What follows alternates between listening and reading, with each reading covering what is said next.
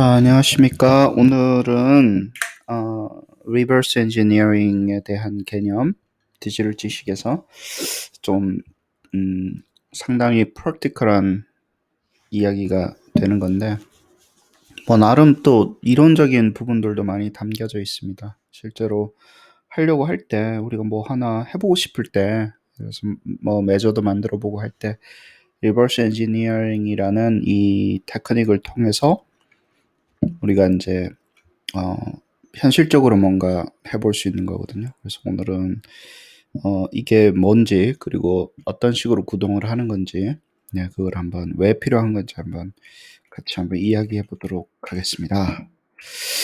자, 그렇고 오늘은 또 철학 이야기를 조금 하게 되네요. 예, 그래서 오늘 시뮬라르크 이야기도 조금 하고, 그 다음에 마이클 폴라니 선생님의 이제 tacit dimension에 대한 이야기를 조금 하면서, 우리 암묵지라는 게 있었는데, 제가 그 몇몇 그 철학자들한테 되게 영향을 많이 받아서 이 디지털 지식이라는 프로젝트를 좀 구상을 하고 있는데, 도대체 지식이란 무엇이고 어떤 식으로 추구를 해야 되고 왜 이 지식을 모형화하는 게 어렵고 쉽고 뭐 이런 이야기들이 그 마이클 폴라니 선생님한테 영향을 많이 받았어요. 그래서 물론 플라톤 선생님의 그 테시 형이랑 라토니 형이 왜 결국에는 못 해냈고, 결국에는 이제 현대 철학에 넘어와서 우리가 이제 어떤 식으로 접근을 해야 되는 건가에 대해서 몇몇 분들한테 영향을 많이 받았는데, 저는 비트겐슈타인 선생님 계열이라기보다는 약간 폴라니 선생님 계열이거나, 그 다음에 뭐 서양 철학의 플라톤 철학 그 필라소피보다는 약간 관계를 중시하는 불교라든가 어떤 뭐 도교 철학에 관련된 그쪽 철학의 영향을 많이 받았기 때문에 있고요. 서양 철학자 중에서는 이분이 이제 그 영미 철학자는 아니시잖아요. 예. 그러니까 제가 말씀드리는 것들이 주류가 아닐 수 있어요. 비주류, 철학적으로도 비주류고, 미국에서 우리가 학문을 바라볼 때는 조금 약간 다른 각도라고 생각할 수 있는 이유 중에 하나도 마이클 폴라니 선생님의 영향을 받아가지고 많이 했습니다. 그리고 제가 폴라니 선생님에 대해서 이거 이제 리버스 엔지니어링을 하면서 어려움을, 왜 폴라니 선생님을 다시 돌아갔냐 하면요. 저희 지도 교수님께서, 철학 지도 교수님께서 이걸 읽어보라고 그러셨어요. 제가 너무 힘들어 하니까 디지털 난리지를 만들려고 하는데 도대체 이 인간들이 말을 안 듣는다. 서브젝트 매터 엑스퍼트들이 도대체 이것들이 아는 건지 모르는 건지, 뭘 하라 그러면 제대로 하는 것도 없이 계속 힘들다 그러기만 하고, 그러니까 이제 선생님께서 이걸 추천을 해 주셨어요. 그래서 철학 개론 시간에 배웠다고 하는데 기억은 하나도 없고 모르죠. 그거 어떻게 알아요? 30년 전에 무슨 일이 있었는지. 예. 그런데 이제 다시 읽어보니까, 전 눈물을 흘리면서 읽었습니다. 이거를 3번 읽고 있는데, 찔끔찔끔 울면서 그래서 읽었던 내용 중에 이제 중간에 한 부분만 떼가지고 말씀을 드리도록 하겠습니다. 그 다음에 이제 리버스 엔지니어링은 AIG에 대해서 이상한 건 아닌데 페이퍼가 있어요. 페이퍼가 완전히 퍼블리시 된 건 아니고 무슨 쓰다가 만 페이퍼가 있는데 웹에 있어요. 그래서 이제 이 부분도 조금 소개를 시켜드리면서 AIG에 실제로 리버스 엔지니어링이 활용된 게 있으니까 그거 하면서 이제 전체적으로 마무리하도록 하겠습니다. 모델 체인 이야기는 많이 했고요. 뭐 이제 되풀이 안 해도 될 만큼 충분히 이야기를 했는데, 이렇게 하려고 하면 어떻게 보면 여기 온톨로지 모형부터 쭉 시작을 해야 되잖아요. 온톨로지 모형을 하든 안 하든 간에 일단 태스크 모형이 이제 만들어야 되고, 또 subject matter expert가 여기까지 만들어 줘야지 아이템 모형으로 만들고, 그거를 calibration, statistical 모델 들어가고, 그 다음에 러닝을 붙이려면 러닝을 붙여서 adaptive algorithm 붙여가지고 뭐 다음 문항을 뭘 줄까 이제 의사결정하는 문항을 이렇게 갖다 붙이는 거니까. 오늘도 질문이 나왔었는데, 이게 없으면요 우리가 보통 AIG에는 여기까지만 이야기를 해요. 그래서 어떤 문항을 줄 건가는 학생의 러닝 프로그레스를 어떻게 결정할 건가, 그다음에 어떤 어댑티브 알고리즘을 쓸 건가에 따라 같이 달렸기 때문에 이 부분이 같이 이제 구성이 됐을 때의 이슈니까 지금 대부분의 이그젬플들은 그냥 아이소모르픽한 거, 태스크 모형에서 최대한 아이소모르픽한 모형을 만들어서 칼리브레이팅 하는 요 정도 수준에서 끝나 있어요. 그래서 학습이 붙을 때는 항상 오른쪽에 어디셔널한 모형들이 더 있다라는 걸 좀 알고 계시고요. 네. 그렇습니다. 근데 이제 아까 여기가 힘들더라는 거예요. 이렇게 하기도 힘들어서 그래서 이제 제가 단계를 낸 거고요. 그 다음에 모형이라는 게 체인 이펙트가 있어요. 왜냐면 우리가 이거를 이제 AIG를 만들 때는요, 항상 이게 영향을 미쳐요. 아이템 뱅크에서 아이템 모델 뱅크로 이렇게 넘어가는 개념이라는 거예요. 그래서 모형을 셀렉트 할 때도 이제 아이템을 셀렉트 하는 게 아니라 모형을 셀렉트 해가지고 뭐 패럴렐 시험을 만든다거나 뭐 어셈블을 할 때도 문항을 어셈블을 하는 게 아니라 아이템 모형을 어셈블을 해야 된다라는 그런 개념이 있고, 그 다음에 아까도 말씀드렸죠. 칼리브레이션이라든가 밸리데이션도 이제 모형을 밸리데이션 하는 거예요. 모형을 칼리브레이션 하는 거기 때문에 기존의 AIG 아이템을 칼리브레이션 하거나 하는 거랑 틀리다라는 거죠. 그리고 예를 들어서 어댑티브 알고리즘을 돌릴 때도 이전에는 문항을 셀렉트 했었잖아요. 예를 들어서 그게 아니라 아이템 모형을 셀렉트 해가지고 그 모형에 칼리브레이션 된 모형을 가지고 그걸 셀렉트해서 그 다음엔 문항은 제너레이트 하는 거니까. 다 알고리즘들이 연쇄적으로요 다 바뀝니다. 그 다음에 스코링도 마찬가지죠. 그레이딩이나 스코링 자체도 우리가 아이템 레벨에서 보는 게 아니라 모형 레벨에서 보게 되면 우리가 스코링이나 그레이딩이나 뭐 이런 것들을 모형화 시킬 수 있잖아요. 모형화 시킨 상태에서 거기서 한 인스턴스를 뽑아가지고 학생들한테 주거나 뭐 그레이딩을 하거나 이런데 사용이 되기 때문에 이 연결고리, 그 다음에 데이터 포렌직이라든가 우리가 매니지를 해야 되잖아요. 뭐 리타이어 시킨다거나 새로 몇 개나 더 만들 거를 우리가 예측을 해야 되거나 뭐 이런 것들도 다 이제 아이템 모형 레벨에서 도는 거예요. 그래서 이런 체인 이펙트가 있다라는 거, 예, 알고 계시면서, 그러면서 이제 우리 재산 자체가 뭐냐면 아이템 모형이잖아요. 이제 그 실제 관리 자체도 아이템 모형 레벨에서 해줘야 된다는 거가 이제 다가오기 시작을 하는데, 그러면 이제 현실적인 질문은 뭐냐면요. 이 도대체 아이템 모형들을 어떤 식으로 우리가 좀 더 effectively 그리고 efficiently 만들고 관리를 할 건가에 대한 이 질문으로 떨어집니다. 왜냐면 모형 만드는 게 아주 쉽지가 않기 때문에 그래요. 그래서 모형을 만들 때 우리가 우리 붕어빵의 비유는 했었잖아요. 모형 가지고 아이템을 만들어내는 거는 붕어빵의 비유가 나오는데, 그럼 모형에 대한 아이디어는 어디서 나와야 되는가에 대한 이슈가 할 때 이 시뮬라르크 이야기를 많이 합니다. 저희가 바나나 맛 우유를 아시죠? 저도 좋아하고 한국 가면 항상 이거 먹고 요거트 큰 거 뭐 이런 거 먹고 한번 하긴 하는데, 바나나 맛 우유를 어느 애들이 좋아했다고 칩시다. 근데 걔가 우리가 지금은 많이 먹는데 예를 들어서 어떤 아이가 뭐 바나나를 한 번도 못 먹어본 거예요. 근데 바나나 우유만 먹어본 거예요. 그럼 걔한테는 바나나의 맛이 바나나 우유의 맛일 거 아니에요. 왜냐면 바나나를 한 번도 못 먹어봤으니까. 그렇죠. 근데 우리는 지금 대부분의 한국 분들은 바나나도 먹어보고 바나나 맛 우유도 먹어보고, 그래서 두 개가 그냥 얘는 바나나 맛 우유지, 바나나 맛 우유 속에 있는 바나나 맛은 실제 바나나의 맛하고는 틀린 거야라는 거 어느 정도 알고 있는데, 우리 바닐라 한번 이야기를 해봅시다. 우리 바닐라 향 아이스크림 좋아하시죠?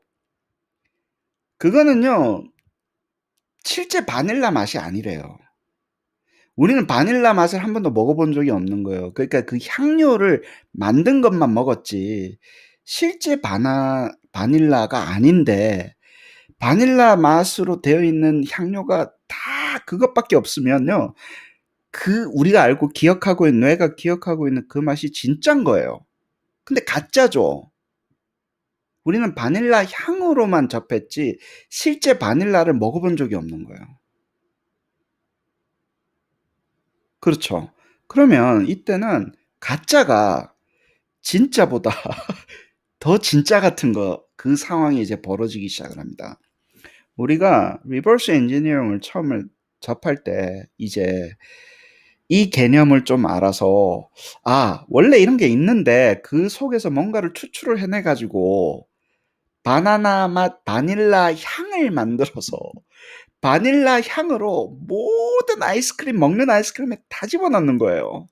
그러면 사람들은 그 직접 바닐라는 아니었는데 우리가 가공한 그 바닐라 향을 가지고 예를 들어서 그게 향이 다 비슷비슷하거든요. 그럼 머릿속에 기억이 남는 거예요. 그걸 가지고 사람들이 사실은 가짜인 바닐라 향으로 바닐라인 것처럼 착각하게 만드는 방법 중에 하나가 이 시뮬라르크에 대한 이슈입니다. 그래서 뭐 이렇게 이야기하면 되게 철학적인 이야기인데 리버스 엔지니어링 할 때는 이게 조금 필요합니다. 왜 그러면 특히 저희가 하는 리버스 엔지니어링을 필요해요. 아이템 모델을 했든 아니면 뭐 도메인 전통적으로 했든 뭐 이렇게 봅시다. 도메인 있고 거기 서브 도메인 만들고 태스크를 어느 정도 결정한 다음에 아이템 모델을 건너뛴다고 봐요. 그러면 그 태스크에 해당하는 문항들을 이렇게 만들어서 아이템 뱅크 같은 걸 이렇게 구성을 하잖아요. 예를 들어서. 근데 저희가 AIG를 하겠다라고 사람들 덤벼들으시거나 아니면 디지털 나울리지 그러니까 이런 어떤 게 있을 때는요. 대부분 하시던 분하고 일을 하게 될 거예요. 그러니까 처음부터 이런 걸 한 번도 안 해본 사람들이 AIG를 하거나 아이템 모델링을 하거나 할 때는요. 이야기하지 마십시오. 별로 이 설득이 잘 안 됩니다. 근데 이미 갖고 계신 분들이 이 AIG에 대해서 찾으실 거예요. 여러분들한테. 왜 찾냐 하면 이렇게 돈 들여가지고 만들어놨는데 얘네들 또 만들고 또 만들고 또 없애고 또 없애고 또 새로 만들고 그 짓을 또 하고 해야 되는 것 때문에 이슈가 되는 거예요. 좀 프랙티컬한 이슈는 거기서 나옵니다. 왜 이게 돈이 되고 왜 필요한가? 왜 계속 만들어야 되기 때문에. 한 번 만들어서 영원히 쓸 것 같으면 이 이야기가 안 나오죠. 특히 문항은. 그렇죠. 그래서 그러면 아이템 모델이 없으면요. 위에서 이렇게 만든다고 치면 탑다운이라는 거예요. 그러면 도메인 어나운스 다시 해야 되죠. 뭐 여기까지 있다고 칩시다. 서브 도메인까지는. 태스크 어나운시스부터 다 다시 해야 되죠. 아래 모델 다 다시 만들어야 되죠. 막 이러잖아요. 근데 아이디어가 하나 더 있는 거예요. 위에서부터 다 뒤집어서 만들지 말고 만들어진 문항으로 지식의 체계를 재구성하는 거예요. 근데 이거는 아이디어로부터 나온 거잖아요. subject matter expert의 머릿속에서 이걸 보고 분석을 해가지고 그 어느 정도 도메인이라든가 도메인 모델이라든가 블루프린트에 대해서 그 해석을 한 다음에 문항이라는 걸 만들어서 칼리브레이션 때까지 다 끝냈잖아요. 우리가 돈 엄청 써가지고 그렇게 만든 문항을 리타이어 시키거나 없애야 되는데 없애지 말고 이 속에 보석 같은 것들이 많이 남아 있으니까 이것을 가지고 바닐라 맛 향을 만든 다음에 다시 내려오자라는 거예요. 그러니까 이것을 똑같이 쓸 수는 없으니까 모형으로 끌어올린 다음에 엔지니어링 해가지고 그 모형에서 다시 다른 문양을 생성시켜서 쓰자라는 거예요. 그리고 일단 모형까지만 올라가면 변형이 많이 되잖아요. 기계가 알아서 이제 변형을 잘 해주니까. 그러니까 여기서 요소를 찾아내는 거예요. 이제 마이닝을 하는 거예요. 어떨 때는 제가 이거를 knowledge mining이라는 용어를 씁니다. 금 캐듯이. 그쵸. 근데 금이 왜 비싼지 아세요? 나중에는 이야기하겠지만 왜 비쌀까요? 왜 비쌀까요? 금이. 귀하니까 비싸잖아요. 왜 귀할까요? 금을 캐기가 힘들어서 그래요. 자 보세요. 금 캐기가 쉬우면 비싸지 않죠. 캐기가 힘들죠. 그죠? 그만큼 아이템에서 아이템 모델 올라가는 것도 올라가고 나면 너무 쉽죠. 그럼 뭐 생성하면 되니까 모형 만들면 되니까 올라가기가 쉽지가 않아요. 그래서 올라가는 과정을 리버스 엔지니어링이라고 제가 아주 많이 붙였지만 진짜 금광 캐듯이 힘듭니다. 한 땀 한 땀 캐서 만드는 거나 마찬가지예요. 결국엔 아이템 모형을 만드는 거니까. 그래서 이러고 하면 이제 쉬운 걸 배웠나 이렇게 생각하지 마시고, 근데 진짜 좋은 거는 뭐냐면요, 여기 도메인이 다 잡혀져요. 커리큘럼이 다 잡혀져 있잖아요. 도메인 모형이 정확하게 엄격하게 설계되어 있고요. 또 하나 대박은 뭐냐면 난이도라는 거에 대한 기본적으로 우리가 guessing 값이 진짜로 좋은 guessing 값이 있는 거예요. 나중에 말씀드리겠지만 여기에 이 친구의 난이도를 베이지안에서 prior로 씁니다. 이 친구의 난이도를 prior로 써가지고 다른 얘가 아이템 모델까지 나왔던 거가 생성되는 것들에 대해서 우리가 이제 데이터가 들어올 거잖아요. 그러면 우리가 난이도 모형을 estimate 할 때에 베이지안 prior를 쓰기 때문에 우리가 필요한 데이터의 숫자가 엄청 적어져요. 다시 한 번 더 말씀드릴게요. 일단 여기는 한번 데이터를 거쳐가지고 난이도가 있잖아요. 그걸로 해서 변형을 시키면 난이도는 다 틀려져요. 그렇지만 평균값에 대한 진짜 나이스한 개수를 가지고 있잖아요. 그쵸? 그래서 이 아이템 모형을 칼리브레이팅 할 때 효과가 극대화되는 거예요. 아이템 모형 칼리브레이션은 배웠잖아요. 멀티레벨 IRT, LLTM 같은 걸 써서 하나보다라고 이야기했는데 얘네들도 데이터가 있어야지 칼리브레이션 하잖아요. 그쵸? 그 데이터마저도 줄여주는 거예요. 왜? 얘가 이미 우리가 써서 알고 있던 문항으로부터 우리가 인수인계 받는 거예요. 물려받는 거, inherited 하는 거예요. 어떻게 한다? 베이지안으로 하는 거예요. 베이지안은 computational, analytical한 프레임워크가 다 잡혀져 있잖아요. 하다못해 저희가 뭐 예를 들어서 무슨 뭐 바이록을 써도 그 difficulty parameter에 예를 들어서 prior로 줄 수가 있다라는 거예요. 바이록이나 이런 거 쓸 때. 다 뭐 marginal maximum likelihood 할 때 우리가 그 parameter 베이지안 셋업 할 수 있잖아요. prior로. 그때 이걸 쓰는 거예요. 그래서 올라가서 다시 내려오는 거예요. 바닐라가 있었어요. 바닐라가 있는데 바닐라 맛 향을 추출을 해서 기계가 만드는 거예요. 기계한테 주는 거예요. 그 다음에 그 바닐라 맛 향을 가지고 바나나 맛 우유를 만드는 거예요. 근데 정확하게 바나나는 아니에요. 근데 바나나 맛을 가지고 기계화시켜서 바나나 맛 우유를 만드는 거예요. 재밌죠? 그런데 이렇게 나온 문항들은 실제로 사람들이 쓰는 거잖아요. 이 아이디어를 나온 게 원래 있었던 원재료로부터 해서 뽑아내는 거죠. 그렇습니다. 탑다운 있고 리버스 엔지니어링 있고 knowledge based 한 거는 이제 저희가 리버스 엔지니어링은 문항 레벨에서 한 거고 문항의 레벨을 지식의 체계까지 끌어올려 가지고 다 재조합시키는 거는 좀 더 나간 버전인데 원래는 이걸 하려고 하는 거죠. 그죠? 일단은 여기 문항 레벨에서 리버스 엔지니어링 하는 거 먼저 합시다. 이것까지 하면 진짜 머리에서 스팀 나오니까 오늘은 여기까지 하는 걸만 하시고 인텔리전트 레벨은 그래요. 우리가 문항이라는 게 뭡니까? 결국에는 스템의 어떤 엘리먼트가 여러 가지 뭐 3개의 파라미터로 이루어져 있다고 합시다. 3개의 요소가 있어요. 그리고 답이라는 거를 구분해낼 수 있을 때 우리는 그 사람을 지식이 있다라고 보는 거예요. 그러면 답의 또 엘리먼트를 나눠요.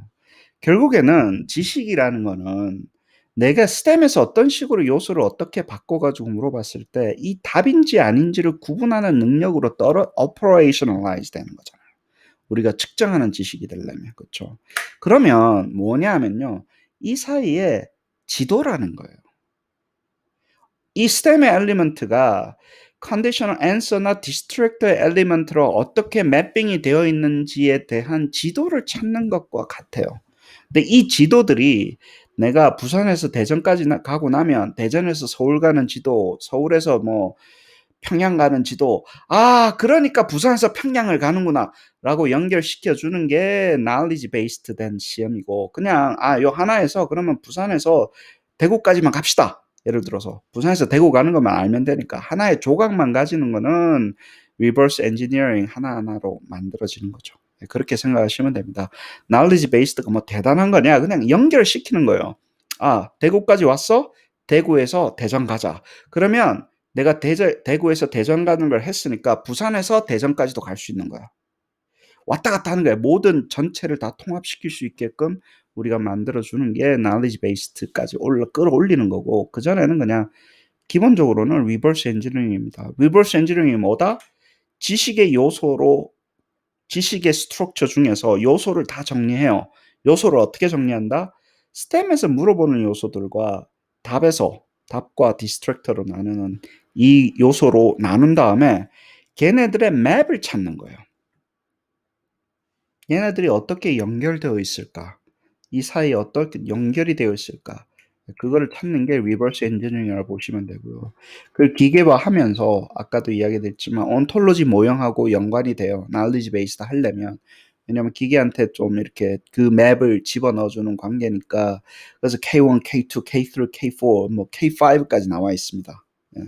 카파 knowledge라고 해서 카파 K라고 그래서 한국 사람이 안 됐으니까 요즘 K 좋아하잖아. 무슨 K 방역, 무슨 뭐 K 팝, 뭐 K 엄청 좋아하더만. 예.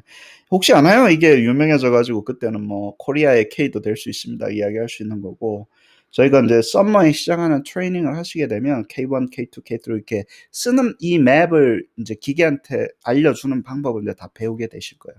대부분 이제 카파 AIG 트레이닝이 요 맵들을 잘 다루는 방법들이에요. 예를 들어서. 그리고 자, 폴라닌 선생님 이야기를 해봅시다.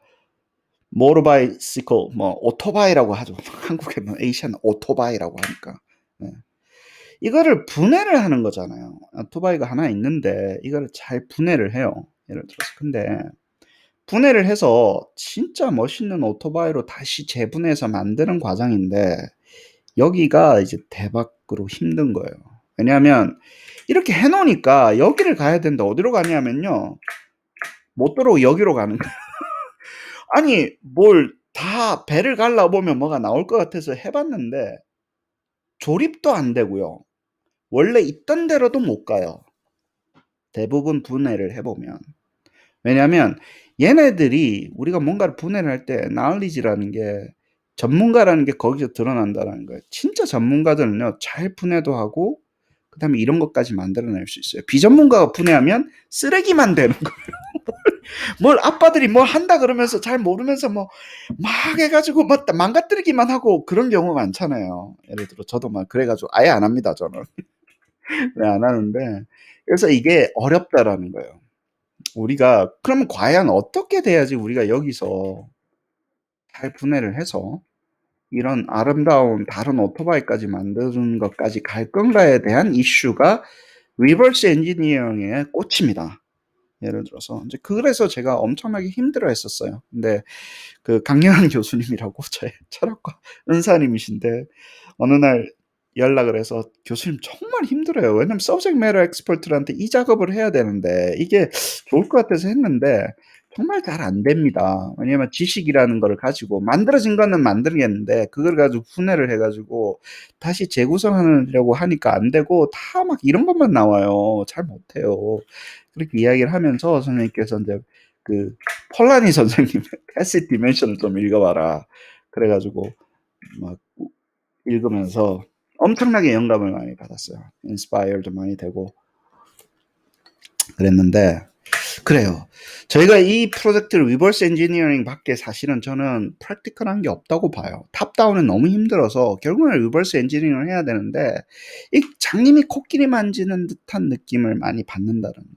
남이 만드는 논문항 보면서요. 분해해가지고 원리를 다시 찾아내기가 쉽지가 않더라고요. 왜냐면 바라볼 때 이거를 자꾸 지식이 없는 사람은 코끼리를 바라볼 때 조각을 내놓으면 이거는 뭐 여기는 벽 같아 여기는 뭐 팔랑인데 이게 부채냐 아니다 이것은 무슨 뭐 스피어다 막 이렇게 자꾸 바라보는 거예요. 코끼리라는 걸 모르기 때문에 코끼리라는 게 어떻게 구성이 되어 있는지 알고 겉으로만 보는 거예요.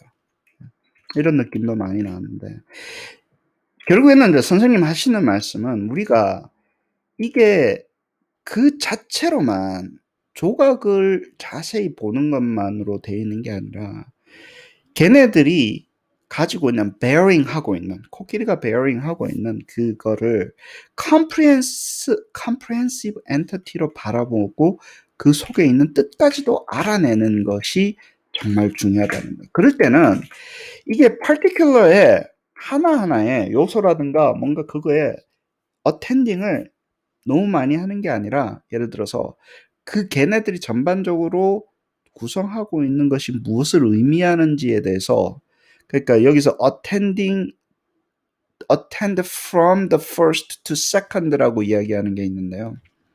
from to 구조를 가지고 있다라는 거예요. 우리가 안다라는 거는 얘네들의 코끼리를 딱 보면서 걔네들이 코끼리의 요소에 대해서 정확하게 분석하지 않아도 전반적으로 우리가 결국에는 이게 코끼리구나, 고양이구나 분석한다라는 그 differentiating 하는 그 의미 자체로 넘어가기 때문에 우리가 코끼리에 대해서 세세하게 얼굴에 대면서 뭐 예를 들어 코가 어떻게 생겼고 뭐 예를 들어서 눈이 어떻게 생겼고에 대해서 직접적으로 인지를 갖다가 정확하게 explicit하게 못해도 우리 얼굴을 구별할 수 있잖아요. 그러니까 결국에는 사람들은 그렇게 아는 것이 아닐까라고 폴라네 선생님이 이야기를 하시고 그것은 이제 tacit knowing이라는 이야기를 하십니다. 그래서 그것들을 observing 하는 것 대신에 예를 들어서 comprehensive entity로 바라보는 그것에 하면서 우리가 알미라는 게 있기 때문에 그 알 자체를 전체적으로 바라보지 않고 예를 들어서 문항을 다 무조건 쪼갠다고 예를 들어서 쪼갠 걸 다시 재조합한다고 그게 리버스 엔지니어링이 되지 않다라는 게 저의 이제 알게 된 거죠. 그래서 항상 트레이닝을 할 때 리버스 엔지니어링 트레이닝을 할 때 군맹무상이라든가 뭐 오토바이 이야기를 계속 많이 해줍니다. 그래서 subject matter expert가 큰 그림을 바라보라는 거예요. 우리가 쪼갤 때 이 쪼갠 거 그것만 바라보면요. 나무만 봐서 숲이 안 나온다라는 거예요. 근데 이 나무가 왜 여기 있고 왜 저기 있고 이 나무가 적어졌을 때 어떤 식으로 다른 나무들이 연관을 미치는지 그 사실은 complicated한 relationship among element of knowledge라는 거예요. structure of knowledge. 우리가 코끼리를 볼 때는 단순히 코끼리의 뭐 다리 뭐 이게 아니라 걔네들이 서로서로 복잡하게 되어 있는 연관 관계도 봐야 된다는 거예요. 그래야지 숲이 보인다라는 거예요. 숲을 볼 수 있게끔 해서 우리가 리버스 엔지니어링을 해야 된다는 게 이제 처음에 그 말씀을 드리는 거고 리버스 엔지니어링 자체는 이 이그젬플이 참 좋아요. 우리가 시계를 부수라 그러면 모르는 친구들은 이 각자 파트가 가지고 있는 기능들 그리고 그 각자 파트가 다른 것들의 기능에 어떤 영향을 미치는지 모르고 애들 같으면 그냥 막 부수잖아요. 그러니까 재조립도 안 되고 다른 시계는 못 만들어내는 거예요. 실제 이 시계 자체도 replicate를 못하는 경우도 많습니다. 복잡한 것 같은 경우. 근데 어떤 분들은 얘는 다이얼이라는 거기 때문에 다이얼이라는 기능을 하는 거구나. 그럼 이거 네모가 될 수도 있고 다이얼은 기능으로 바라보는 거예요. 이게 롤로 바라보는 거예요. 전체 comprehensive entity 중에서 얘가 하는 역할로 보는 거예요. 그다음에 얘는 그냥 점처럼 보이지만 12시간이라는 것을 측정하기 위해서 나타내기 위한 거구나. 그러면 이게 점이 아닐 수도 있고 다른 걸 수도 있겠네. 왜냐하면 이렇게 보이는 것들이 12시간이라는 것을 나타내기 위한 하나의 롤로 작용을 하니까. 그다음에 핸즈는 그중에서 12시간 그 중에서 몇 시 몇 분을 가르치는 거니까 그러면 여기 꼭 이게 아니라 다른 걸로도 가능하겠네. 예를 들어서. 그쵸? 그러면 우리가 우리가 리버스 엔지니어링 할 때 문항을 분석을 할 때 이 문항에서 이게 하는 의미가 뭐고 어떤 역할을 하고 그 역할이 있다고 하면 그 역할을 훼손하지 않는 상태에서 그럼 이게 네모가 되면 어떻게 될까? 세모가 되면 어떻게 될까? 12시간이라는 것도 꼭 이렇게 표현할 필요 없다라는 거예요. 12시간이라는 거를. 그쵸? 그럼 다르게 표현할 수도 있겠네. 그리고 이게 네모가 되면 12시간 표현하는 이 방법도 달라져야 되겠네. 핸드도 마찬가지네. 길고 짧은 것만 있으면 시침이냐 분침이냐 그것만 하면 되기 때문에 그럼 얘가 화살표일 수도 있고 다른 모양일 수도 있겠네. 그다음에 이거는 리스트 밴드로 존재를 하는 거니까 팔목에다가 차는 거잖아요. 예를 들어서 그 기능으로 되어 있는 거잖아요. 그러면 이게 팔목에 차는 게 끈일 수도 있는 거고 고무일 수도 있는 거고 실리콘일 수도 있는 거고 그러면 그렇게 바꿀 수가 있겠네. 그러면서 나눈 다음에 이것을 어디까지 바꿀 수 있을까? 그리고 이걸 바꿔도 이게 뭘 바꾸면 다른 거에 어떤 영향을 미치냐 안 미치냐를 알아내는 게, 그렇게 해서 분석을 하는 게 subject matter expert라는 거예요. 그리고 이 분석 자체를 리버스 엔지니어링을 해서 다시 재조합해서 아까도 만들었던 전혀 새로운 것, 전혀 완전히 다른 변형으로 기계가 이해할 수 있게끔 만들어주는 것을 우리가 리버스 엔지니어링이라고 합니다. 재밌죠? 그쵸? 항상 할 때는 큰 뒤에서 봐서 이게 상당하게 어떨 때는 완전히 다른 변형이 될 수도 있어요. 저는 그 크리에이티비티가 리버스 엔지니어링을 하면서 서브젝트 매터 엑스퍼트가 야, 이 사람들이 정말 똑똑한 사람들이구나. 알 것 같아요. 이게 되는 사람이 있고요, 안 되는 사람이 있어요. 창의적인 사람이 있고 창의적이지 않는 사람이 있어요. 그리고 이런 거를 만들어서 기계한테 시켜주면 변형을 쫙 해오잖아요. 정말 그걸 가지고 인스피레이션을 많이 받습니다. 한 번도 우리가 생각해 보지 못했던 변형을 기계는 우리가 룰을 가지고 해주는 거예요. 그럼 우리가 창의력 개발에도 도움이 된다라는 거예요. 이 리버스 엔지니어링 자체가. 한 번 더. 이렇게 쪼갤 수 있는 것도 창의력이 필요하고요. 분석력이 필요해요. subject matter expert knowledge가 필요해요. 같이 하는 거예요. 그래 놓고 기계가 막 한번 바꿔봐 했을 때요, 정말로 새로운 게 나와요. 물론 기계는 바꾸기만 해요. 그게 어떠한 심미적인 가치가 있고 이노베이티브한 건지는 모르죠. 근데 우리가 뭘 할 수 있습니까? 그렇게 바꿔가지고 취향에 따라 맞춰줄 수 있잖아요. 너 이거 좋냐? 싫어? 그럼 이거 해줄게. 바꿀 수 있잖아요. 기계는 룰을 아니까. 그 룰 자체는 일하는 기계인 거예요. 일하는 이 시계라는 거예요. 그 중에 자기 취향에 맞춰서 색깔 바꾸고 기능 바꾸어서 쓸 수 있잖아요. 그렇게 해주는 게 리버스 엔지니어링의 꽃이라고 보시면 됩니다. 근데 어디서 나왔다? 탑다운하고 다른 거는 뭐다? 있는 시계에서 시작하자라는 거예요. 있는 시계를 전문가들이 잘 분석을 해서 기능으로 나눈 다음에 거기서 바꿀 수 있는 한계를, 요소를 다 나눠서 한계를 줘서 기계한테 던져서 많이 바꾸게 해서, 예를 들어서 어떤 바운더리라는 게 존재하죠. 시계가 되려면 여기가 아무거나 바뀔 수는 없잖아요. 예를 들어서 시계의 기능을 하려면 어떤 그 리밋이라는 게 존재한다라는 거예요. 그 바운더리에 대한 존재도 확인을 같이 해주는 거예요. 그러면서 오히려 사실은 그냥 의미 없이 시계만 썼다가 시계란 과연 무엇이냐, 이걸 딱 보고 그냥 시계로 용도로만 썼다가 시계가 과연 의미하는 게 뭐지라고 깊게 알게 됩니다. 해보시면. 서브젝트 매터 할 때는요, 시계가 뭔지에 대해서 깊게 알게 된다는 거예요. 재밌죠? 재밌습니다. 재밌겠지. 하는 나도 이렇게 재밌는데. 근데 이제 선생님이 항상 조심해 하셔야 되는 거는요, 잘못 잘라냈다가 아까처럼 그렇게 잘 자르고 정말 그걸 하면 좋은데 너무 분해만 하는 걸만 하면 destroy meaning 한다라는 거예요. 잘못 분해하면 아빠들 분해했다가 아무것도 안 되는 경우 있죠. 그래서 이게 뭘 하기 위한, 예를 들어서 뭐 다이어리고 뭘 하기 위한 기능인지 전체적인 부분에서 그 요소가 하는 역할들, 그리고 얘가 바뀌었을 때 다른 요소에 어떤 영향을 미치는지에 대해서 충분히 분석을 하고, 그것을 아는 것 자체가 예를 들어서 결국에는 이 knowing이지 않냐, tacit knowing이지 않냐, 그 tacit knowing, 그 참 explicit하게 만들기 힘든 그 알미인데요. 저는 다르게 생각하는 거예요. 이렇게 두리뭉실 시계라는 걸 알아요. 시계가 말로 설명을 할 수 있지만 나는 시계를 알아요. 좀 이렇게 한 분석을 해보면 시계 깊게 안다라는 거예요.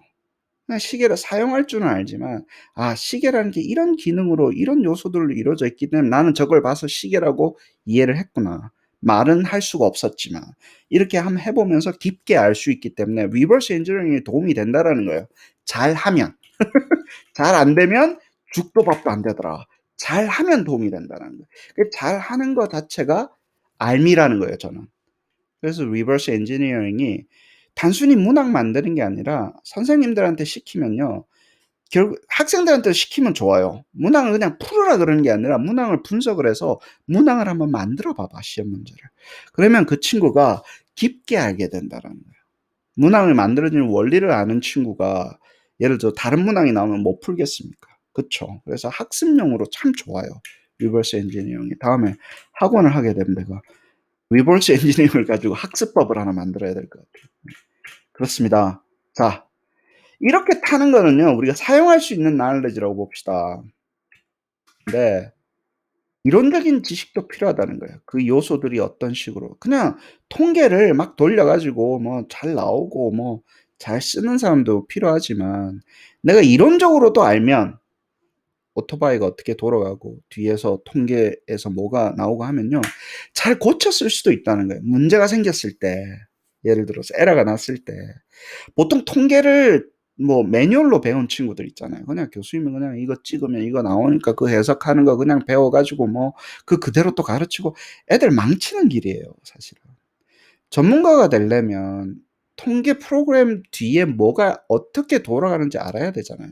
이론적인 지식도 필요합니다.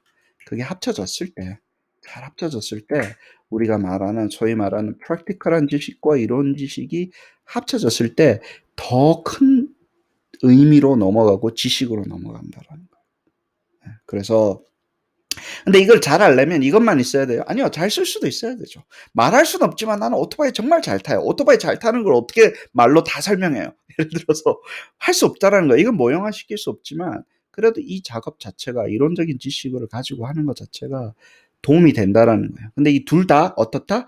테시스로 알고 있기 때문에 이거를 요런 식으로 바꾸는 작업 자체는 상당히 힘들다라는 거예요. 그렇죠. 테시스도 그렇고 practical knowledge도 그렇고 theoretical한 knowledge도 tacit reintegration을 근간으로 한다는 거예요. 그 reintegration을 하기 위해서 분석을 할 때, 그리고 그게 tacit에 대해서 암묵적으로 알고 있는 거 우리가 정말 존중을 해줄 때, 예를 들어서 sound한 knowledge로 간다라는 거예요. 막 분석하고. 그러니까 비트겐슈타인 선생님의 전기 철학하고는 다른 거예요. 왜냐면 거기서는 똑바로 이야기 안 하면 지식이 아니라 그랬잖아요. 햇소리 하지 마라 그랬잖아요.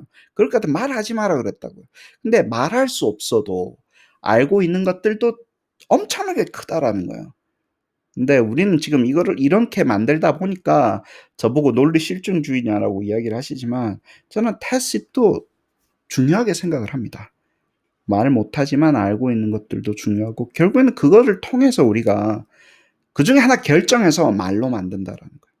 이야기로 만들고 그 다음에 논리로 만들어서 설명해서 우리가 knowledge를 다 만들어 나가니까 둘 다 중요하다고 봅니다. 논리적인 구조도 중요하고. 자, 이 이야기도 마찬가지죠. 배를 갈릴 때 comprehensive entity로 보십시오. 이거 황금 알을 낳는다고 배를 가르면 황금 알도 이제 없어질 수도 있어요. 왜냐하면 이게 전체적인 구조로 있으니까. 사랑을 배울 때 글이 중요해요. 논리도 중요하고 뭐 옆으로 모델도 중요해요. 그렇지만 모형이 이게 어울려졌을 때 사랑이 나오는 거잖아요. LOVE 있다고 사랑하는 거냐고요. 그렇지 않아요. 어느 컨텍스트에서 사랑해 뭐 적어주면 좋은 거지. 그렇죠. 또 연애할 때나 그런 거지. 뭐 지금 하면 뭐 아닙니다. 자, 리버스 엔지니어링 3C, 3S라고 그래서 조금 더 프랙티컬한 것도 조금 더 정리를 했어요. 결국에는 바꾸는 거에 대한 이야기예요. 우리가 문항을 딱 보고 어디까지 바꿀 수 있냐, 우리가 어떻게 바꿀 수 있냐. 예를 들어서 그게 이제 리버스 엔지니어링이잖아요. 하다 보니까 제가 장기가 나가지고 근데 딱 공식에 조금 집어 넣어가지고 어색하지만 바꾸라는 게 몇 개 있습니다. 그러니까 컨텍스트를 보세요. 문항이라는 게 어떤 컨텍스트 속에서 항상 존재를 해요. 왜냐하면 이야기 속에서 존재할 수밖에 없어요. 뭐 이럴 때 저럴 때라고 이야기했잖아요. 근데 그럴 때가 그 컨텍스트가 바뀔 수 있잖아요. 근데 그걸 찾는 거예요. 아, 이 문항은 요 컨텍스트에서 만들었구나. 그러면 다른 컨텍스트도 있을 수 있겠네. 그러면서 뭐 이 도시에서 뭐 어쩌고저쩌고 일어난 일은 다른 도시로 만든다거나 이런 스포츠에서 일어났던 일은 다른 스포츠로 만든다거나 그게 바뀔 수 있냐 없냐에 대해서 한 다음에 바꿀 수 있는 모든 가능성들에서 나열을 해서 컨텍스트 자체를 바꾸는 방법이 있습니다. 그 다음에 블룸스 텍사노미 같은 경우는 거의 우리가 강제적으로 하게 돼 있어요. 이 중에서 뭘 하나 선택하게 돼 있어요. 지금 뭐 미국 같은 경우는 그죠. 근데 그 중에서 그럼 그걸 또 바꾸는 거예요. 이게 apply면 analysis나 understand로 바꿔보는 거예요. 어떨 때는 떨어뜨리는 경우도 있고요. 어떨 때는 업그레이드 시키는 경우도 있어요. 그 다음에 그래서 왜냐면 한 문항은 그 한 하나의 이것도 컨텍스트죠. 그 컨텍스트 속에 존재를 하니까 그 컨텍스트를 그 레벨 업, 코그니티브 레벨을 바꾸면서 베리에이션이 일어나기 시작을 하는 거예요. 그 아이디어, 그러니까 어떻게 바꾸는가에 대한 아이디어를 잡아내는 거예요. 아이디어만 명확하면요, 프로그래밍은 그 다음번 문제입니다. 아이디어 자체가 없어요. 그러려면 이런 틀을 가지고 한번 아이디어를 내보는 거예요. 그러면 아주 간단하게, 아주 복잡하게 한번, 아주 어플라이드 된 상황으로 한번 바꿔볼 수 있겠구나. 여기서 여기로, 여기서 여기로 이런 식으로 될 수 있고요. 그 솔로 텍사너미라는 게 있어요. 블룸스 텍사너미 다음으로 유명한 솔로 텍사너미인데 저는 솔로 텍사너미를 되게 좋아합니다. 뭐 아주 간단하게 말씀을 드리면 솔로 텍사너미는 너무 막 어플라이드 하려고 보지 말고 컴포넌트, 아주 요소의 컴포넌트 개수를 바꾸자라는 거예요. 2개의 숫자로 이루어져 있는 거는요, 3개의 숫자로 이루어져 있는 걸로 바꾸거나, 3개의 숫자에서 예를 들어서 그림을 추가한 걸로 바꾸거나, 예를 들어서 내가 인지적인 지식이라는 거라는 게 어떤 스템의 어떤 요소들의 조합일 때 답인지 아닌지를 고르는 거잖아요. 근데 스템의 요소를 많이 넣어버리는 거예요. 많이 넣고 줄이는 거예요. 그럼 요 정도 되는 거였으면요, 줄이거나 더 늘리거나 하는 식으로 해서 변형을 만들어내는 거예요. 그러면 블룸스 텍사너미나 이거는 완전히 대놓고 뭡니까? 난이도를 바꾸겠다라는 거죠.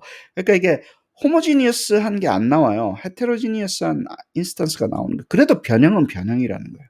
우리가 여기서 뭐 난이도가 절대 안 바뀌는 것만 하겠다라고 생각하시면요, 이게 좀 힘들어져요. 일단 많이 바꾸시고, 이거 여기서 우리가 컴포넌트를 더 넣었을 때 교과 과정이 넘어간다거나 난이도가 완전히 달라진 거나 하는 거는 잡아가지고 나중에 모형을 따로 만드셔도 되고, 그 다음에 그게 나왔을 때는 어렵게 만드는 거라고 하면 됩니다. 근데 너무 이상한 걸 집어넣어가지고 뭐 3학년짜리 문제에서 5학년짜리로 넘어가는 거를 집어넣어버리면 안 되겠죠. 그죠? 그게 왔다 갔다 하면 뭐 죽도 밥도 아니니까 그 레인지를 잡는 거예요. 여기까지는 3학년 속에서는 되는데 어려운 문제겠네. 왜 어려울까? 그러고 나서 그걸 넣었을 때 난이도에 정확하게 얼마나 영향을 미치는지 잡아내는 게 우리가 difficulty 모델링에서 하는 작업이잖아요. calibration 모델에서. 그래서 이거를 기존 설계 단계에서 집어넣는 거예요. 컴포넌트 단위로. 더 넣고, 더 넣어보자. 여기 다 들어갔어? 더 넣을 거 없어? 혹은 다 뺐어? 여기서 더 빼면 안 되는 거 아니야? 뭐 그때까지 한번 변형을 해보는 거예요. 이때는 이제 컴포넌트 사이즈로 하는 거고요. 그거를 섞는 거예요. 자, 그럼 블룸도 있고 솔로도 있다. 예를 들어서 그거를 섞어가지고 이제 어플라이드 된 곳으로 올라가면서 그 컴포넌트가 많아지면서 어플라이드냐, 안 어플라이드냐, 네이키드냐, 뭐 메스냐, 뭐 이렇게 만들 수도 있겠죠. 그죠? 그다음에 그거를 컨텍스트도 또 바꾸는 거예요. 사실은 블룸이나 솔로도 컨텍스트 중에 하나잖아요. 어떤 문항이 나오게 되어 있는 상황 속의 하나인데, 예를 들면 그거 외에 뭐 시티라든가 스포츠라든가 뭐 그런 걸 같이 섞는 거예요. 그러면 이게 몇 개입니까 도대체? 이것만 해도. 그쵸? 한 문항에서 스포츠의 종류를 바꾸고, 블룸의 레벨을 바꾸고, 솔로의 레벨을 바꿔서 이게 다 그 컨텐전시 테이블을 만들어 가지고, 그래서 그 속에 하나만 할 수도 있는 거고, 요 한 롤을, 한 컬럼을 모형으로 만들어 보자. 따로따로 만들자. 예를 들어서. 그러면 모형이 하나, 둘, 셋, 4개 나오겠네. 아니다. 하나의 모형에서 다 변형되게, 3디멘셔널한 스페이스가 다 변형되게 한번 해보자. 예를 들어서. 뭐 그렇게 할 수도 있는 거고요. 그거는 이제 서브젝트 매터 엑스퍼트가 어떻게 만들지에 대해서 이제 결정을 하시면 되는 거고. 스템 스트럭처 베리에이션도 재밌습니다. 이건 3C에서인데 3S로 넘어오는 건데요. A를 주고 B를 물어볼 수도 있는 거고요. B를 주고 A를 물어볼 수도 있는 거잖아요. 결국은 A와 B의 관계인데, 예를 들어서 뭘 물어보고 뭘 답으로 할 거냐라는 거예요. 그게 난이도를 바꿀 수도 있는 거고 안 바꿀 수도 있는 거고. 혹은 A라는 걸 물어볼 때 이거는 롤이다. 이거는 스템 스트럭처 중에 그 paraphrasing. 그러니까 A라는 걸 같은 거를 물어볼 때 다른 방법으로 물어볼 수 있잖아요. 말 바꾸기 예를 들어서. 근데 그런 것도 괜찮아요. 그 기계로 바꾸는 경우도 있고 Natural Language Process로. 아니면 수작업으로 우리가 말을 조금씩 바꿔가지고 물어보는 것 자체도 변형되게 하는 거예요. 그 뭐가 잘못됐어? 예를 들어서 스템 스트럭처를 변형시켜 줄 수도 있고요. 제가 상당히 좋아하는 겁니다, 이거. 결국에는 A와 B를 물어보는 건데요. A와 B의 관계를 물어보는 건데, B를 주고 A를 하는 거, 그 다음에 A를 주고 B를 물어보는 거, 이렇게 할 수도 있잖아요. 근데 A, B, C라고 봅시다. 그럼 어떻게 돼요? A, B를 주고 C를 물어보는 게 있고요. A, C를 주고 B를 물어보는 것도 있고요. B, C를 주고 A를 물어볼 수도 있잖아요. 그렇잖아요. 우리가 지식을 어떤 것들의 관계라고 본다면 뭘 주고 뭘 물어볼 거에 대한 베리에이션이 엄청나게 늘어납니다. 그렇게 요소로 바꾸는 거예요. 심볼릭하게 바꾸기 시작하면요. 변형에 대한 머리가 튀기 시작을 합니다. 그냥 여기 있는 것에서 이게 뭐 숫자 바꾸고 뭐 이게 아니라 그쵸. 볼륨을 주고 width나 depth나 height를 주고 볼륨을 물어볼 수도 있는 거고요. 볼륨이랑 depth나 height를 주고 width를 물어볼 수도 있는 거잖아요. 예를 들어서. 이 변형들이 되기 시작을 하는 거예요. 결국에는 이것들의 관계라는 거예요. 하나의 지식은 하나의 어떤 시메트리컬한 관계인데 뭘 주고 뭘 물어볼 거가 variation을 할 때 swapping element rule이라는 number 5 rule인데요. 엄청나게 도움이 됩니다. 그 다음에 auxiliary information이 많이 들어가요. 우리 surface feature라 그러잖아요. surface. 그러니까 필요하기는 필요한데 난이도에는 별로 영향을 안 맞추고 답하고는 별로 영향이 없는 그냥 주변 이슈들. 근데 그거를요. 더 넣어도 되고 덜 넣어도 돼요. 더 넣으면요. 얘는 별로 중요하지 않는 이야기예요. 근데 그냥 멍청하게 들어가는 거예요. 이걸 더 넣으면요. 어려워지죠. 헷갈리는 거예요. 읽어가지고 이해해야 되잖아요. 그렇잖아요. 더 심플하면 더 좋은 문학이긴 해요. 근데 막 넣어놓고 얘네들이 진짜 중요한 거를 구분할 수 있는 능력이 되나 안 되나? 결국에는 얘만 물어보는 건데 얘만 있으면 대답을 하는데 이상한 걸 자꾸 집어넣었다가 뺐다가 하는 거예요. 그거를 아예 설계를 해가지고 집어넣어버린 거예요. 변형에다가. 당연히 이게 많이 들어가면요. 약간 어려워집니다. 쓸데없는 게 들어가면. 그쵸? 만약 확실한 것만 가지고 이야기하는 것보다는 조금 어려워지죠. 이걸 가지고 하는 것도 하나의 테크닉 중에 하나라는 거예요. 내가 변형을 많이 하고 싶을 때 예를 들어서 그렇습니다. 크리에이티비티입니다. 리버스 엔지니어링 하면요. subject matter expert들이 크리에이티브하게 나와요. 크리에이티브하지 않는 subject matter expert들이 이거 엄청 싫어해요. 사람들 머리 쓰기 싫어합니다. subject matter expert들 머리 쓰기 싫어해요. 근데 거기서 돈도 나오는 거고요. 예를 들어서 이게 이기는 게임도 나오는 거예요. 효율적으로 머리 쓰면 됩니다. 그다음에 이거는 이제 리버스 엔지니어링 할 때 아까 이야기했었던 건데요. 여기서는 같은 모형에서 나오면 좀 아이소모르픽하겠구나. 다른 모형에서 나오면 좀 다르겠구나. 뭐 이런 추론을 할 수 있잖아요. 탑다운 같은 경우는 예를 들어서. 근데 리버스 엔지니어링은 어떻게 하냐면요. 보세요. 원래 있던 문항에서 이거를 요 친구를 베이스 IRM으로 바꿔가지고 베이스 IRM에서 아이템 모델을 만든 다음에 실제로는 두 개를 만들 수도 있어요. 여기서 변형을 요렇게 하고 저렇게 하고 아이템 모형을 바꾸면요. 그 바꾼 것에 가지고 문항이 나오잖아요. 바꾼 것을 가지고 나오기 때문에 시작한 할아버지가 똑같다 하더라도 아버지가 달라지는 거예요. 그럼 손자들은요. 어느 아버지에 나왔는가에 따라서 약간씩 달라져요. 그렇잖아요. 그래서 요 단계를 잘 잡으십시오. 다시 한번 더 이야기할게요. 원래는 어떤 자식이었는데 이 자식이 그냥 자식이 아니라 할아버지가 되는 거예요. 그래 할아버지가 돼 가지고 아버지들을 낳은 다음에 아버지가 낳았기 때문에 얘가 비슷한 것들도 있겠죠. 얘한테 나왔으니까 예를 들어서. 근데 상당히 많이 바뀌어 가지고 다른 문학 모형으로 만든 거예요. 거기서 우리가 문항을 만들면 이 아버지한테 나왔던 첫 번째 아버지한테 나왔던 자식하고 두 번째 아버지한테 나왔던 자식하고는요. 둘째한테 나왔던 자식은 또 다르고와 같음이 나눠진다는 거예요. 아이소모르픽, 헤테로모르픽으로. 그쵸? 근데 이게 유전계통이라는 거예요. 유전된다라는 거예요. 왜? 이 아이템 모델의 캐릭터리스틱이나 이거는요. 베이스 아이템에서 나왔잖아요. 그래서 이 이름을 되게 조심하셔야 됩니다. 아이템이지만 모형을 만들기 위해서 그 원재료로 썼다라는 거예요. 바닐라 맛이 원래 바닐라라는 거예요. 바닐라인데 바닐라 맛 우유를 만들고 무슨 다른 맛 만들어 가지고 초콜릿 맛 우유를 만들어 가지고 만들었다라는 거예요. 원리 자체는 여기서 나왔기 때문에 비슷하지만 다름을 우리가 다르게 설명할 수도 있고 캐릭터리스틱이 유전적으로 물려받는다는 거예요. 물려받는다. 리버스 엔지니어링은 조심하셔야 됩니다.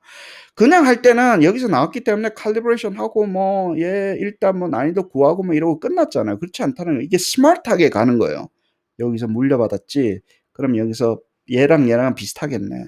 얘랑 얘랑은 좀 비슷하지만 얘랑 얘랑은 틀릴 거야. 왜냐면 얘랑 얘랑 틀리니까. 난이도가. 그걸 알고 얘네들 칼리브레이션 할 때 진짜 전문가가 되는 겁니다. 재밌죠? 그래요. 왜냐면 이게 돈 이야기입니다. 이렇게 해야지 싸게 만들 수 있는 거예요. 왜냐면 그 만든 사람에 대한 아이디어도 이용해 먹고, 우리 도메인 다 가져가잖아요, 이거. 도메인 모델 그대로 가져가는 거 아니에요, 예를 들어서. 예, 있는 데서 우리가 바꿔가지고 하는 거기 때문에 일이 됩니다. 대부분 다 여기 동의를 해주세요. 하시는 분들이 컨트랙 할 때 여기는 동의를 해주세요. 네 있는 거 갖다 버릴 거야? 내가 업그레이드 시켜줄게. 그럼 하라고. 그래서 그랜트 따기가 좋다니까. 내 말 좀 들어. 그렇습니다. 항상 할 때 우리가 캐릭터리스틱 같은 거 이렇게 네스티드 된다라는 거, 멀티 레벨, 스트럭처로 하이라키컬하게 이렇게 볼 수도 있다라는 거 이해를 해주시고요. 그 다음에 balancing diversity. 우리 보통 보면 이런 짓 하고 싶습니다. 뭘 하나만 만들어 놓고 하나만 만든 다음에 막 다 만들고 싶은데 그러지 마시고 쪼개세요. 쪼개가지고 아이템 모델도 적당하게 쪼개가지고, 이게 아이소모르픽하게 단위로 관리를 하는 게요, 정신 건강에 좋아요. 유용합니다. 다시 한번 말씀드릴게요. 문항을 최대한 아이소모르픽하게 하고 서브 도메인까지 맞추는 게 유용합니다. 이렇게 못 만들어서 안 만드는 거 아니에요. 슈퍼 아이템 마들 신드롬에 여러분 걸립니다. 처음에 AIG 하면요, 와, 나는 모양 하나로 다 끝내고 싶어 이러면서 막 어마어마하게 복잡하게 만드는데요.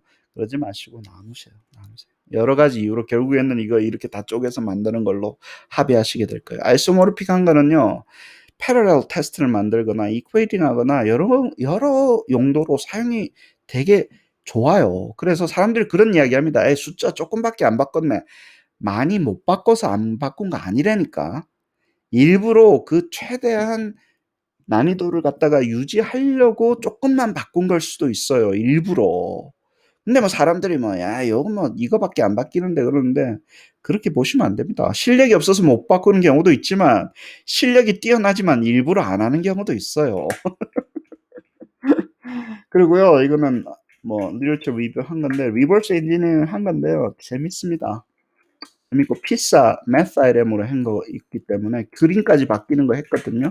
좀 보시고, 또 좋은 거는 학생들 중에 제가 레코멘드 하는 거는, 이제 데이터 컬렉션 하기 힘든데 아마존 미케니컬 털크로 데이터 컬렉션 싹 해가지고 난이도까지 끌고 간 거예요. 학생한테 하면 힘들잖아요, 애들한테. 근데 그냥 온라인으로 요즘 돈 주고 조금 해가 몇천 불 안 하면 좋은 데이터 많이 구하니까, 학생 데이터는 아니지만 그래가지고 이 데이터 컬렉션은 아마존 미케니컬 털크로 하는 거를 레코멘드 하고요. 그걸 레퍼런스로 보시고 나머지는 뭐 그런 거 필요 없습니다. 리버스 엔지니어링에 대한 다른 사람들 데피니션 좀 적어 놓은 거고, 그 다음에 요소들에 대해서 어떤 요소들이 있는지 쭉 정리를 하셨고, 여기서는 exemplar 아이템이라고, 저는 베이스 아이템이라고 그래요. 베이스 아이템 가지고 만드는 방법들. 그리고 이제 수학이니까 아무래도 좀 이해할 만하죠. 어떻게 만들어졌는지 보고, 스키마 만드는 거, 아이템 모형 만들고, 그걸 가지고 아이템 제너레이터를 가지고 이제 제너레이팅 시키는, 이때는 소프트웨어에 대한 이슈인 거고, 카파 AI는 여기를 가지고 이제 해가지고 연습을 이제 같이 해보시겠죠. 그렇습니다. 수학 문제하고 다 적어 놨으니까 보시면서 어떻게 돌아가는지, 예, 뭐 non-trivial한 variation도 됐고 complex한 variation도 되더라. reverse engineering 해보니까 수학 같은 경우는, 예, 그렇게 해서 이야기를 했고요. 메서드부터는 뭐 특별한 내용이 없어서 건너뛰도록 하겠습니다. 예, 도움이 됐으면 좋겠고요.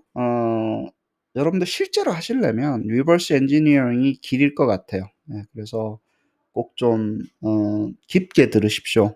왜냐하면 이게 시간과 돈을 많이 절약을 해줍니다. 네. 그래요. 오늘 여기까지 하시죠. 감사합니다.